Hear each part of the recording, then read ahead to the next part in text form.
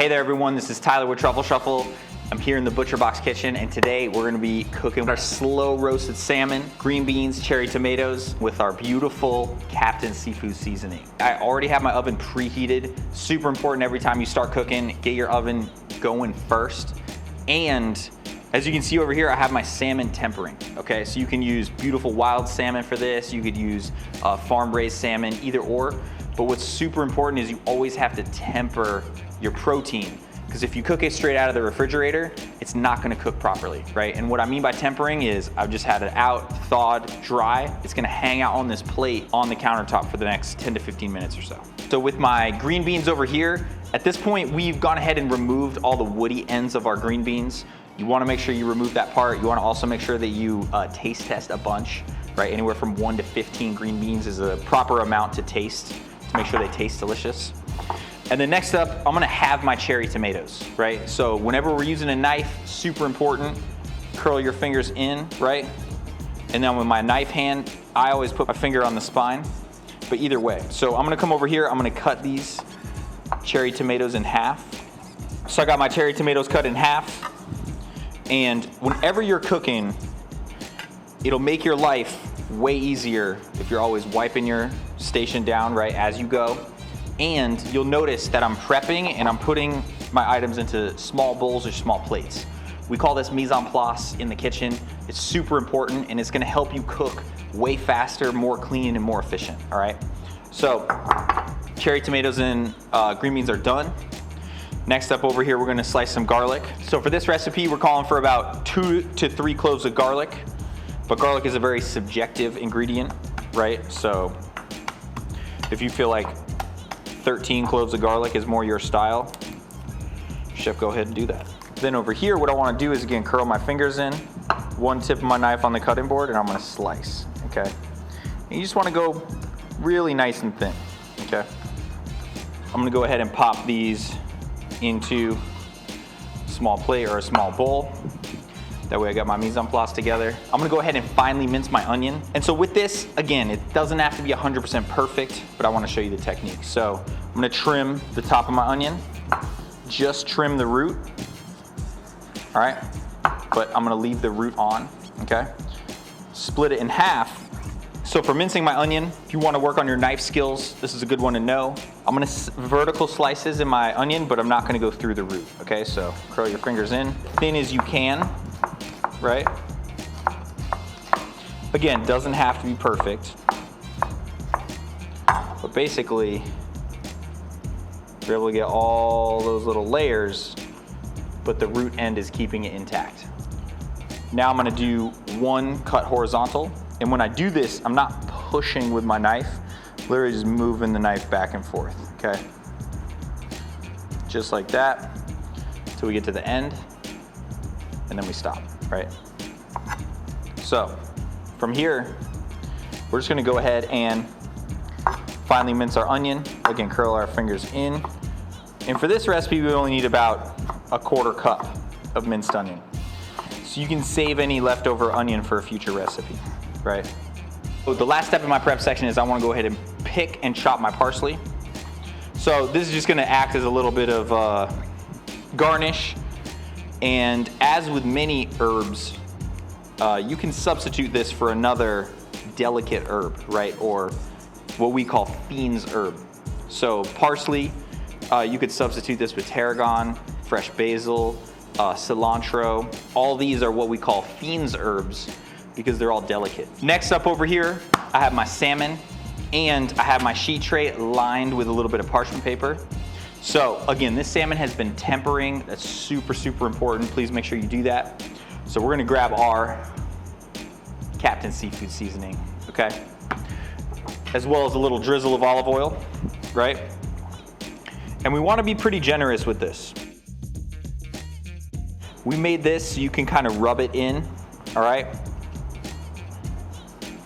See that? This blend has a little bit of celery seed in it, right? Little paprika, bay leaf. Really, really delicious. And make sure you get both sides, right? Whenever we're seasoning. So I'm just rubbing a little bit of that oil in. I got more of my seafood seasoning. All right. Boom. We're gonna save that to make sure we hit it at the end too. And I'm just gonna transfer my fish skin side down to that tray. Boom. So your fish should look nice, bright red, right? We got that seafood seasoning all over it. And so when we bake this, we're gonna cook it at this really nice low temperature, and the fish is gonna become very, very silky. So we got our fish seasoned. We're gonna go ahead and pop this in the oven. It's gonna take about 10 minutes, okay? But I'm gonna show you what to look for to make sure yours is done, because every piece of fish is a little bit different thickness, right? Different fat contents, depending on what time of the year it was harvested, etc. And our ovens are slightly different too. So we're gonna go ahead about 10 minutes, okay? And then we're gonna get the rest of our stuff done for this dish. Okay, so now we're gonna go ahead and make this vinaigrette. This is a super simple vinaigrette that's delicious for, we're doing salmon today, but any seafood, right? Scallops is delicious. Sable fish or cod is also delicious too, right? So I wanna start by a good amount of oil. Okay, so I'm gonna use almost a half cup. We're going to on low to medium low heat, and we're gonna go ahead and pop our onion, our minced onion, into the pan. We don't need this pan to be super, super hot because we're gonna be sweating these onions, right? Just cooking them until they get nice and tender. So I'm gonna add a pinch of kosher salt, right? And we're just gonna cook this nice and gentle for about 1 to 2 minutes, just until those onions begin to soften up a touch. My onions are starting to make a little bit of noise, right? Whenever you're cooking, you wanna watch what's going on. So I got some bubbles coming up, you wanna listen. You can hear it kind of sizzling, okay? I can start to see the onion get a little bit translucent, so I'm gonna come over here, add my garlic. And we just wanna cook this for another minute or so, just till the garlic gets nice and fragrant. So my vegetables have softened up, right? You can see they're kind of translucent, get a little bit softer. That garlic and onion smells delicious. So I'm just gonna transfer these into a little bowl. We're gonna finish this vinaigrette over here by first adding a little bit of lemon zest. I'm gonna use this entire lemon's worth of zest. This is gonna give us a really nice flavor. Now I'm gonna come over here and just add the juice of 1 lemon. Fish always loves a little bit of citrus juice, right? Lemon, lime, grapefruit. So fish and citrus really, really go super well together. Now we're gonna go ahead and add our parsley, and then we're gonna adjust the seasoning. We wanna use a good amount of parsley. It's gonna give us that really nice effect. All right, so you can see we got a good amount of parsley. Add a little bit of seafood seasoning. You want it to be pretty tart, pretty intense, but this will taste really, really nice right over the top of our salmon with our tomatoes and our green beans. Now we gotta blanch our green beans. Whenever we're blanching, we like to use a nice big pot, right? We gotta make sure it has a good amount of salt in it, okay? So I'm just using kosher salt or table salt, and you want it to be salty, almost like ocean water, okay? So I'm gonna go ahead and drop my green beans in. All right, and those are gonna cook, depending on the green beans, anywhere from 3 to 5 minutes, okay? We want them to be nice and still have a little bit of bite to them, not be super crunchy, but we obviously don't want them mushy either, okay? So the best way to tell if they're done or not is to go ahead and taste one. My salmon is cooked. As salmon cooks, a little bit of the albumin's gonna come out, right? Which is exactly what we're looking for. So when you see a little bit of that, you know it's almost done. And because we're cooking this, roasting this at this nice low, slow temperature, we have a much wider range in order for the salmon to be properly cooked or not, right? If we were cooking the salmon at like 400 degrees, we'd have like maybe a 1 or 2 minute window. Because we're cooking it at this nice low 325, even if you leave the salmon in there for a couple extra minutes, you'll still be okay. What I like to do is lightly press down on my salmon. If I can feel the flakes starting to come off like that, I know it's ready to go. So I'm gonna go ahead and taste one of these green beans. They're almost there.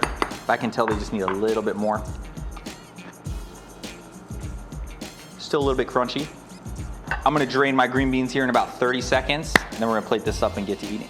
So this next piece is optional, but I like to show it because not necessarily everyone likes the salmon skin, and it's really, really easy to remove it. I got my cooked salmon over here, and this is another way to tell if your salmon's properly cooked, right? So I'm gonna flip this over, and you can literally just come over here and using a little knife or a little spatula, right?